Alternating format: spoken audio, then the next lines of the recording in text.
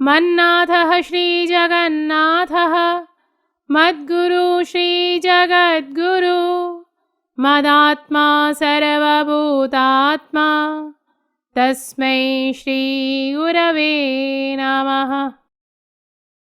आप सभी को नमस्कार। धर्मधारा के सत्संग श्रृंखला में मैं तनुजा ठाकुर आपका हार्दिक स्वागत करती हूँ।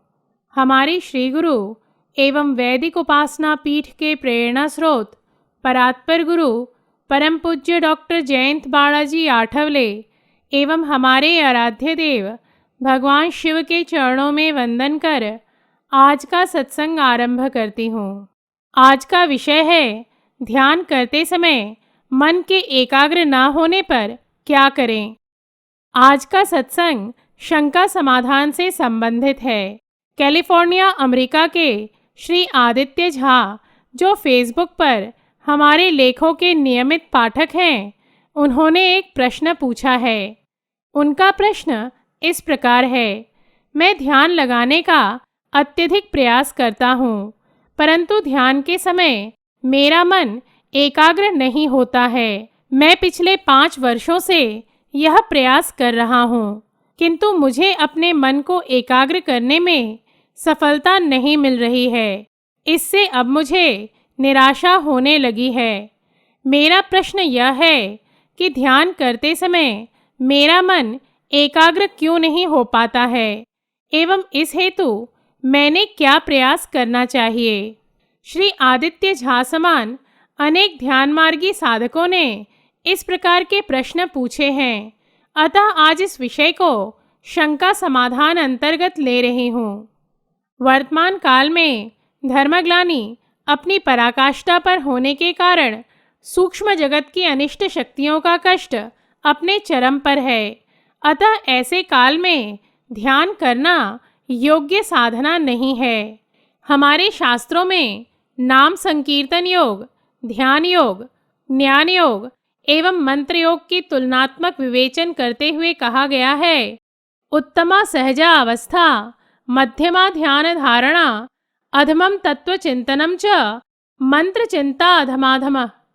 अर्थात साधना के रूप में सहज अवस्था अर्थात अखंड नामस्मरण द्वारा प्राप्त होने वाली स्थिति सर्वोत्तम है। ध्यान धारणा मध्यम स्तर की साधना है।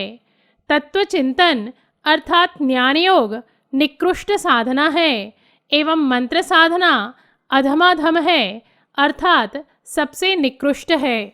वस्तुतः नाम जप ही कलयुग की योग्य साधना है एवं इससे ध्यान में जो भी आध्यात्मिक उपलब्धियां साध्य होती हैं, वह नाम संकीर्तन योग से सहज ही साध्य हो सकती हैं। किंतु तब भी यदि कोई साधक ध्यान योग अनुसार साधना करना चाहता हो, तो ध्यान करते समय उसके मन के एकाग्र होने हेतु कुछ घटक आवश्यक हैं एवं ध्यान आरंभ करने हेतु 3 घटकों का होना परम आवश्यक है और वे इस प्रकार हैं। प्रथम घटक है, जिस स्थान पर साधक ध्यान करते हैं वह शांत एवं सात्विक होना चाहिए। उसमें सूक्ष्म अनिष्ट शक्तियों का कष्ट नहीं होना चाहिए। अर्थात वास्तु एवं क्षेत्र का ध्यान के आरंभिक काल में अत्यधिक महत्व होता है। तभी तो अधिकांश ध्यान मार्गी ऊंचे पहाड़ों पर या निर्जन स्थानों पर जाकर ध्यान करते हैं, क्योंकि शांत एवं सात्विक क्षेत्र में ध्यान लगाने में सहायता होती है। आजकल तो भारत के ही अधिकांश घरों में मध्यम से तीव्र स्तर का वास्तु दोष एवं अनिष्ट शक्तियों का कष्ट है। ऐसे में विदेश की स्थिति तो और भी विकट है।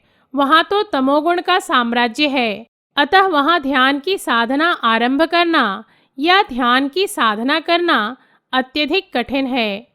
हाँ, यदि किसी साधक का आध्यात्मिक स्तर 60% से अधिक हो तो वह विदेश में भी ध्यान की साधना अवश्य कर सकता है, किंतु उस साधक को अनिष्ट शक्तियों का कष्ट नहीं होना चाहिए। किंतु वर्तमान काल में अधिकांश अच्छे साधकों को अनिष्ट शक्तियों का कष्ट है।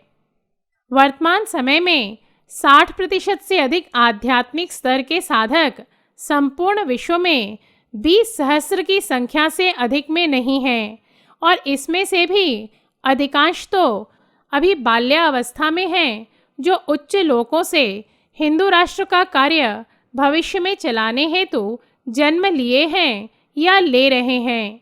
एवं वर्तमान काल में वयस्क आयु के संपूर्ण विश्व में 60% से अधिक आध्यात्मिक स्तर के साधक मात्र 8 सहस्र की संख्या में हैं।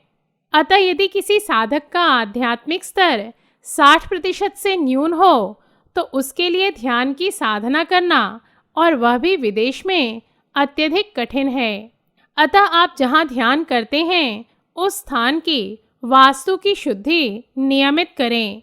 इस हेतु वास्तु शुद्धि से संबंधित अनेक तथ्य पूर्व के सत्संगों में बता चुकी हूँ, किंतु यदि आप यह सत्संग प्रथम बार सुन रहे हैं तो YouTube पर रोमन लिपि में धर्मधारा भाग 49 लिखकर इस सत्संग को सुन सकते हैं एवं अपने वास्तु की नियमित शुद्धि कर सकते हैं। वास्तु के शुद्ध रहने से ध्यान लगाने में सहायता मिलती है। उसी प्रकार ध्यान एक ही आसन पर, एक ही स्थान पर और एक ही समय पर करने से मन शीघ्र एकाग्र होने में सहायता मिलती है। इसीलिए आप यह भी प्रयास कर सकते हैं।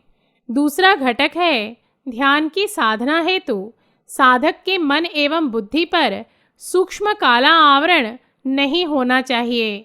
और आज तो 90% अच्छे साधकों को अनिष्ट शक्तियों के कारण कष्ट हो रहे हैं एवं अनिष्ट शक्तियाँ उनके मन और बुद्धि पर सतत काला आवरण डालने का प्रयास करती रहती हैं। ऐसे में ध्यान लगाते समय मन में अनावश्यक विचार आना, नकारात्मक विचार आना या वासना के विचार आना या उससे संबंधित दृश्य दिखाई देना, यह सब सामान्य सी बात है। अतः ध्यान करने वाले साधकों ने अपने मन एवं बुद्धि पर अनिष्ट शक्तियों द्वारा निर्मित काला आवरण को दूर करने हेतु सर्व आध्यात्मिक उपाय नियमित करने चाहिए। इस हेतु सनातन संस्था द्वारा निर्मित आध्यात्मिक उपाय के सर्व वस्तुओं का, जैसे उद्बत्ती अर्थात अगरबत्ती, कपूर, गौ अर्क, साबुन, कुमकुम, अष्टगंध, नामजप की पट्टियाँ, देवताओं के सात्विक चित्र, सात्विक नामजप की ध्वनि चक्रिकाएँ इत्यादि का उपयोग कर सकते हैं। इससे आपके मन एवं बुद्धि पर छाया सूक्ष्म काला आवरण नष्ट होगा तथा साधना करते समय मन एकाग्र होने में सहायता मिलेगी। साथ ही पंच तत्वों के माध्यम से आध्यात्मिक उपाय भी नियमित करें। इससे भी मनोदेह एवं कारण देह अर्थात मन एवं बुद्धि की शुद्धि होती है। इस संबंध में भी पूर्व के सत्संगों में सब कुछ विस्तार से बता चुकी हूँ। तब भी यदि आप इसे पुनः सुनना चाहते हैं तो इस हेतु YouTube पर पृथ्वी, जल और आकाश से संबंधित आध्यात्मिक उपाय के विषय में सत्संग सुनने हेतु YouTube पर रोमन लिपि में धर्मधारा भाग 15, 30 और 53 लिखकर इसे सुन सकते हैं। मन एवं बुद्धि के आवरण को नष्ट करने हेतु वैदिक संस्कृति अनुसार आचरण करें, क्योंकि मात्र वैदिक संस्कृति ही सत्वगुण आधारित है और सत्वगुण आधारित जीवन प्रणाली को आचरण में लाने से हमारा चित्त शांत रहता है। साथ ही नाम जप करें, नियमित सत्संग में जाएं एवं अधिक से अधिक गुरु कार्य या धर्म कार्य निमित्त तन, मन, धन से योगदान दें। इससे ईश्वरीय कृपा या गुरु कृपा संपादित होगी एवं मन और बुद्धि की शुद्धि होगी, जिससे चित्त शांत रहेगा एवं ध्यान करते समय मन एकाग्र हो पाएगा। तीसरा महत्वपूर्ण घटक है ध्यान करने हेतु साधक का आध्यात्मिक स्तर कम से कम 50% अवश्य होना चाहिए, क्योंकि तभी मन में माया से संबंधित विचार एवं आसक्ति दोनों ही न्यून होते हैं एवं जब अंतर्मन में माया से संबंधित संस्कार या विचार न्यून रहेंगे तभी ध्यान करना संभव होगा। अन्यथा आप ध्यान में वर्षों बैठकर अपने विचारों से लड़ते रहेंगे, किंतु आपको उससे कुछ विशेष लाभ नहीं होगा। स्तरानुसार साधना के विषय में भी पूर्व के सत्संगों में विस्तार से बता चुकी हूँ। तथापि यदि आप इसे पुनः सुनना चाहते हैं तो YouTube पर रोमन लिपि में धर्मधारा भाग 31 एवं 32 लिखकर इसे सुन सकते हैं एवं इस विषय को विस्तार से समझ सकते हैं। इस प्रकार यदि ये तीनों घटक एक साथ ना हो तो ध्यान करते समय मन का एकाग्र होना अत्यधिक कठिन हो सकता है। ध्यान योगियों ने कम से कम 1 घंटे ध्यान लगाने का सातत्य से प्रयास करना चाहिए।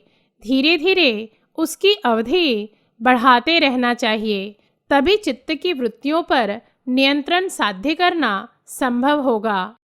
और सबसे महत्वपूर्ण तथ्य यह है कि ध्यान योग की साधना हठ योग अंतर्गत आता है, अर्थात अष्टांग योग अंतर्गत ध्यान की साधना समाहित की गई है। अतः साधक ने ध्यान की साधना किसी योग्य गुरु के शरण में ही करना चाहिए।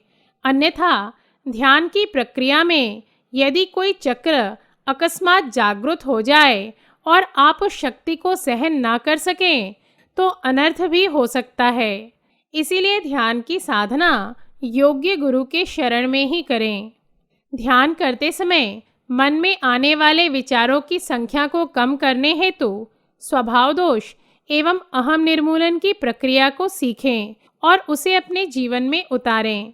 आपको बता दें कि सनातन संस्था एवं वैदिक उपासना पीठ के सत्संगों में ये प्रक्रियाएं सिखाई जाती हैं। इसीलिए इस प्रक्रिया को सीखने हेतु आप यथोचित प्रयास करें।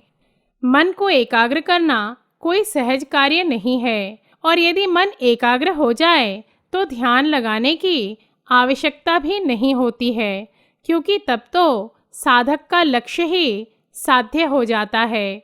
अतः वस्तुतः ध्यान के लिए जो साधक बैठते हैं एवं उनका मन एकाग्र नहीं होता है, उस प्रक्रिया को ध्यानाभ्यास कहते हैं, अर्थात ध्यान लगाने हेतु अभ्यास करना। आज बताए हुए सर्व तथ्यों का यदि साधक सूक्ष्मता से चिंतन करेंगे और उसे अपने जीवन में उतारेंगे तो ईश्वर निश्चित ही उन्हें यश देंगे। इन्हीं शब्दों के साथ हमारे श्री गुरु परम पूज्य डॉक्टर आठवले एवं भगवान शिव के चरणों में कृतज्ञता व्यक्त कर आज का सत्संग समाप्त करती हूँ। धर्म और अध्यात्म से संबंधित धर्मधारा के सत्संग श्रृंखला में हम नए तथ्यों के साथ पुनः उपस्थित होंगे। तब तक के लिए नमस्कार। जय तो हिंदू राष्ट्रम।